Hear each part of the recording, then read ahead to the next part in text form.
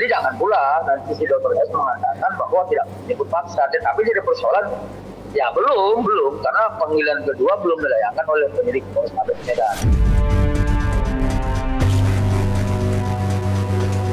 Tapi kalau kemudian pemanggilan kedua ini sudah dilayangkan dan Dr. S tidak menghadiri dia sebagai tersangka, maka di situ saya pastikan akan menyebut paksa.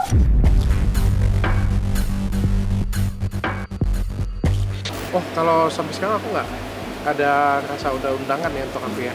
Jadi kalau ada undangan nanti aku pasti akan hadir.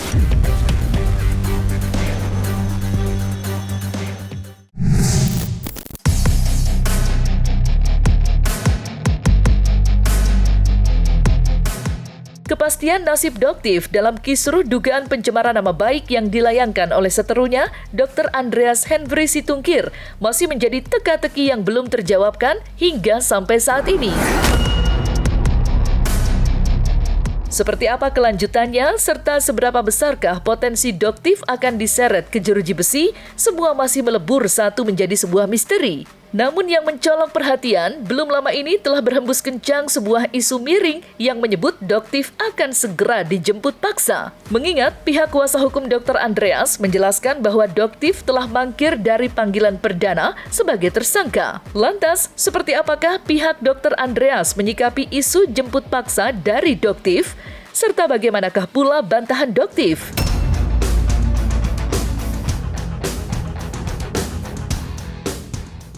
Nggak ada, itu semua bohong. Siapa yang bilang jemput paksa? Coba dong sebutin namanya, berani nggak? Fitri Sawitero, Andreas Situngkir, jelaskan dengan jelas, dengan gamblang siapa yang dijemput paksa. Karena di situ ada keterangan abang jemput paksa. Di situ dokter mau tanya, abang itu maksudnya siapa? Abang bakso, abang cilok, atau abang siapa? Oke? Seharusnya kalau ketika misalkan sudah dipanggil kedua kali dan Dr. S ini tidak juga memenuhi panggilan dari pihak penyidik, maka jemput paksa itu pasti dilakukan karena itulah merupakan hukum formil yang diatur dalam Undang-Undang Nomor 8 tahun 81 Hukum Acara Pidana kita. Jadi jangan pula nanti si Dr. S mengatakan bahwa tidak menyebut paksa, tetapi jadi persoalan ya belum karena panggilan kedua belum dilayangkan oleh penyidik Polrestabes Medan. Tapi kalau kemudian pemanggilan kedua ini sudah dilayangkan dan Dr. S tidak menghadiri dia sebagai tersangka, maka di situ saya pastikan akan dijemput paksa. Gimana perkembangannya? Mau komen, tapi yang dokter di sini pengen Doktif itu belajar dari saudara Richard yang sebagai senior ya. Sering kan dia sudah pernah kena kasus Karput ya. Jadi saudara Richard pun tidak datang ke Pak MJ ya. Jadi Doktif tunggu kapan dia mau datang ke Pak MJ. Oke? Oh, kalau sampai sekarang aku nggak ada rasa udah undangan ya untuk aku ya. Jadi kalau ada undangan nanti aku pasti akan hadir. Pak Anus itu sebenarnya lawyer atau tukang cilok ya. Ancamannya Doktif itu di bawah 1 tahun, Pak Anus. Bagaimana bisa ditahan? Sedangkan Bapak itu bilang laporkan saja kalau emang justiper, laporkan aja kalau memang melanggar. Pak, jangan gitu napa Pak Anus? Pak Anus ini namanya mendorong kliennya Bapak masuk ke jurang loh. Udah jelas banget justiper loh, Pak Anus. Makanya Doktif tuh kadang-kadang bingung, Pak Anus tuh lawyer apa tukang cilok? Kakak ngerti hukum. Kan nggak mungkin ya sekolahnya sampai di gerbang doang, kan nggak mungkin. Ya, Doktif aja tahu kalau ancaman hukumnya di atas 5 tahun tuh bisa ditahan. Kalau ancamannya cuma setahun, nggak bisa ditahan, apalagi jemput paksa. Aduh, kenapa sih ini? Pasti sekolahnya depan gerbang ini pasti.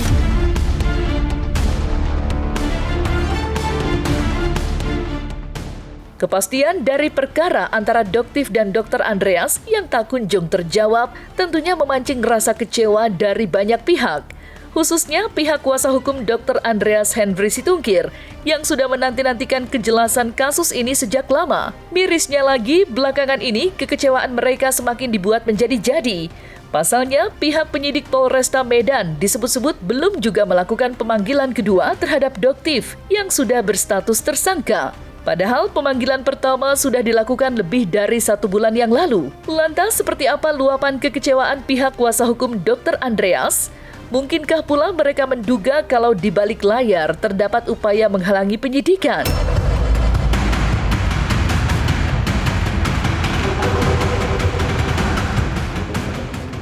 Kami sedang terus mempertanyakan kepada penyidik Polrestabes Medan, kenapa pemanggilan kedua terhadap Dr. S ini belum dilayangkan? Bahkan ini sudah sampai kurang lebih 1 bulan dari tanggal 20 Maret sampai dengan sekarang ya. 3 April ya. Tanggal berapa sekarang?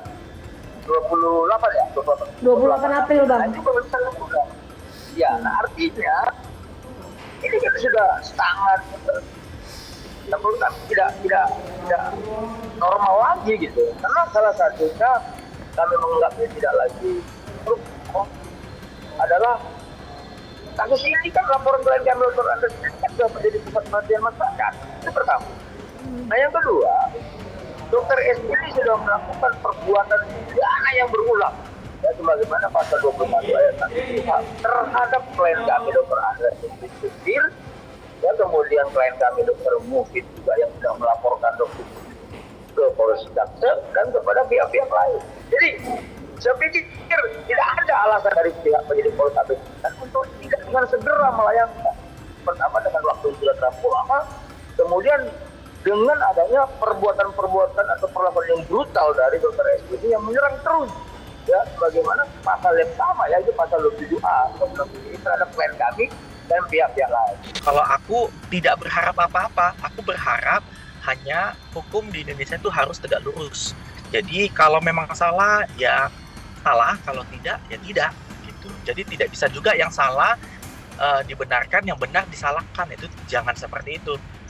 Kita harus mengikuti aturan yang sudah berlaku aja. Ini kan menjadi satu persoalan yang besar bagi kami. Artinya apa? Dengan durasi waktu 26 Maret sampai dengan sekarang sudah 1 bulan ya, kurang lebih 1 bulan. Kami tidak melihat adanya indikasi untuk dipakai kedua kali. Jadi sepertinya ya dugaan kami kalau memang terus dilakukan seperti ini, ya wajar dong kami dari kuasa hukum dari Dr. Andes menduga penyidik ini melakukan satu dugaan tindak pidana menghalang-halangi penyidikan, yaitu obstruction justice. Saya sampaikan ya agar pihak dari penyidik Polres Medan dan Bapak Kapolres Medan agar tidak memperlambat proses penyidikan, sehingga tanggapan masyarakat presiden buruk terhadap penyidik ini tidak berlebihan, apalagi mengarah kepada menghalang-halangi penyidikan. Itu.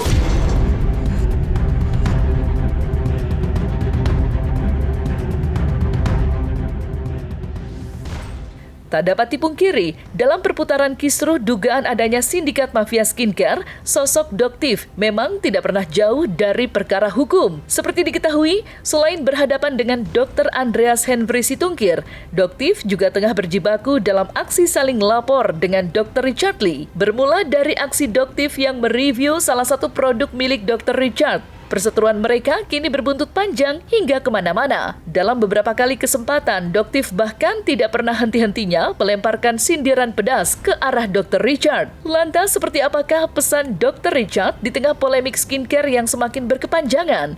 Serta bagaimanakah pula Dr. Richard menyikapi badai sindiran dari Doktif?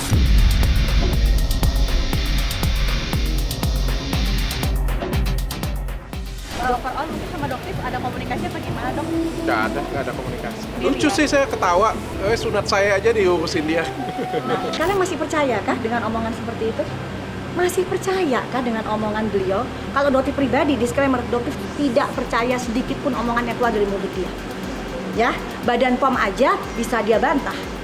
Ya, sekelas instansi Badan POM yang sudah melakukan penyelidikan ke pabriknya, itu pun masih dia bantah.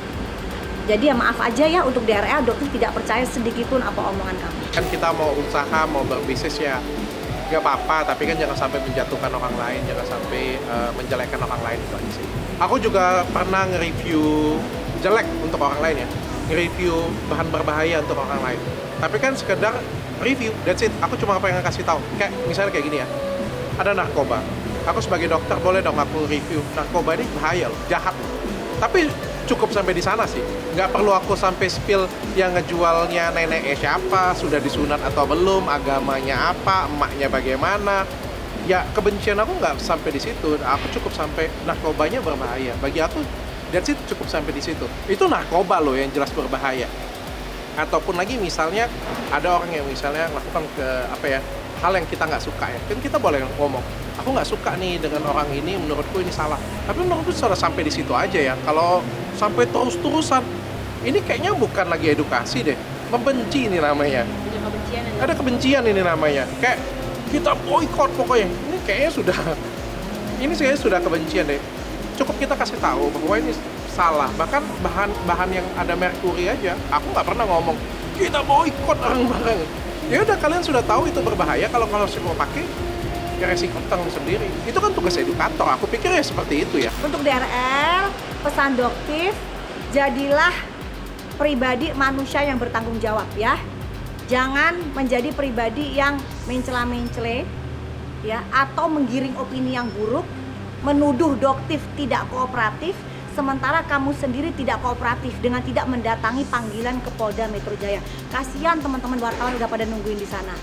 Ya, setidaknya kamu mengirimkan berita gitu loh. Oke, kita DRM, saya bakalan datang nih di Polda memenuhi panggilan tanggal segini, sehingga kalian tidak membuat para wartawan nunggu, jurnalis ini nunggu. Itu ada etikanya ya. Kamu sebagai seorang dokter, kasihan mereka ini nunggu gitu.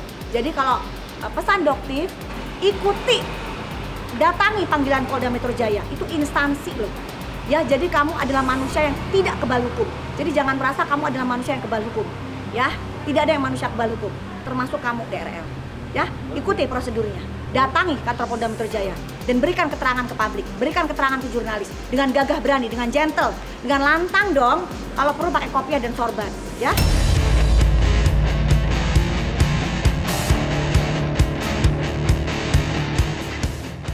Terlepas dari sosok Doktif, sorotan tajam pun tengah tertuju pula terhadap selebritis Nikita Mirzani. Bagaimana tidak, layaknya Doktif, perkara yang menjerat Nikita juga belum ditemui kepastiannya.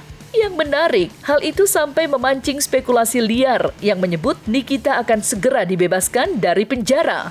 Entah seperti apa kebenarannya, namun yang pasti Nikita kini tengah meringkuk lesu di balik jeruji besi, usai ditetapkan sebagai tersangka dalam kasus dugaan pemerasan dan tindak pidana pencucian uang yang dilayangkan oleh Dr. Reza Gladys. Sebuah kenyataan pahit yang nampaknya mendorong Nikita untuk lebih mendekatkan diri kepada Sang Pencipta dengan membaca kitab suci Al-Quran. Setidaknya itulah informasi yang dipaparkan oleh sang kuasa hukum. Lantas, seperti apakah penjelasan Fahmi soal kondisi Nikita saat ini?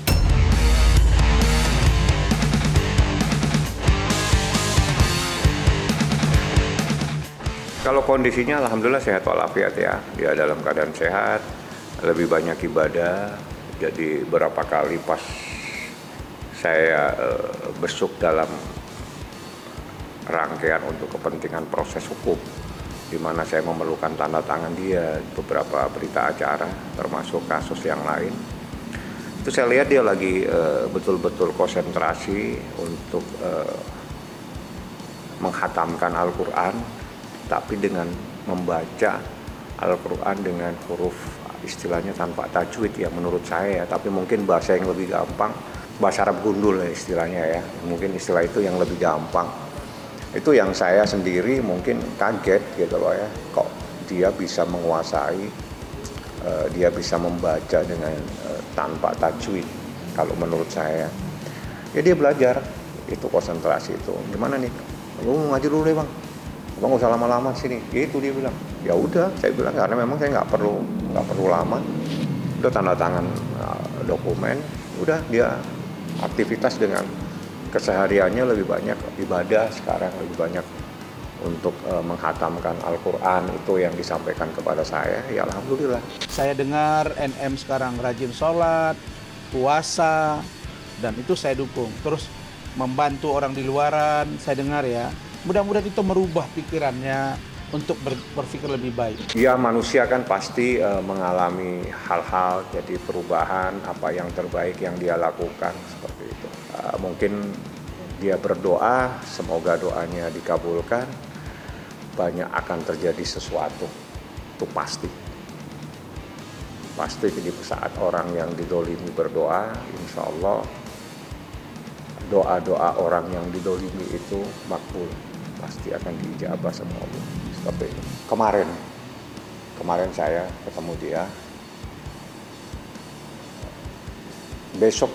tapi besok saya nggak ketemu, tapi ada keperluan lain di Polda. Ya itu pas saya ketemu itu pada saat proses saya meminta tanda tangan.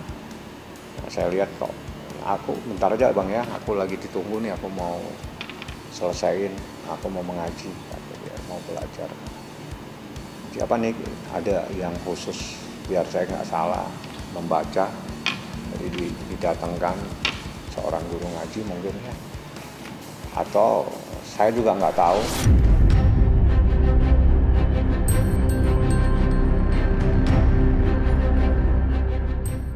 Jawaban dari spekulasi bebasnya Nikita Mirzani benar-benar telah dinanti-nantikan oleh banyak pihak. Apalagi para sahabat-sahabat yang hingga detik ini masih setia bersuara dan membela Nikita dari segala tudingan miring. Seperti selebritis Emma Waroka, serta pegiat media sosial Bella Sembiring contohnya. Kini mereka sungguh menanti-nantikan seperti apa kelanjutan dari kasus ini. Walaupun di dalam hati, mereka masih memegang keyakinan penuh bahwa Nikita tidak akan dinyatakan bersalah.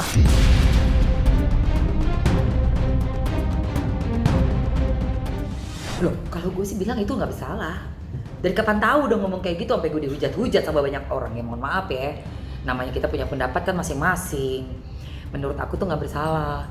Kenapa? Karena kan ngomongnya bukan ke Niki langsung, ke Mail pertama itu. Kedua, ya gue ngelihat kayak nggak ada bentuk apa sih kekerasan atau gimana pengancaman atau apa. Sementara gue yang biasa main sinetron antagonis tuh, kalau gue peran gue sebagai pemeras beda gayanya, nggak kayak gitu.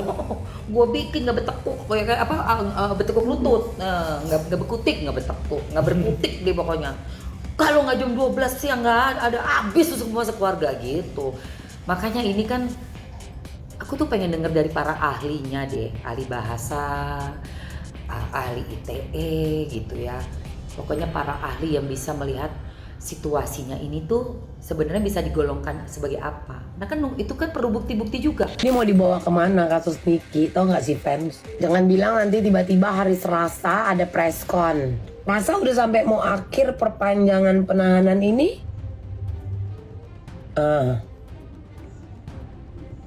Belum, gak ada kabar gitu. Mau sampai kapan? Gak ada kejelasan. Maksud gue Niki datang ke Polda aja untuk memberikan keterangan itu ada di info, ya kan?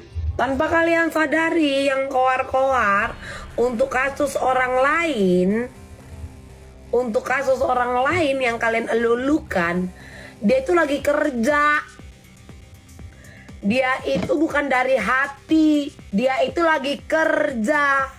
Dia lagi jadi tim ses, jadi paket hemat.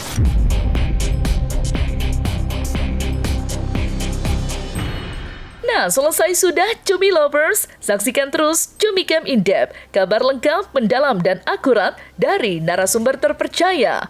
Dan jangan lupa untuk like, subscribe, dan juga share channel YouTube Cumi Cumi.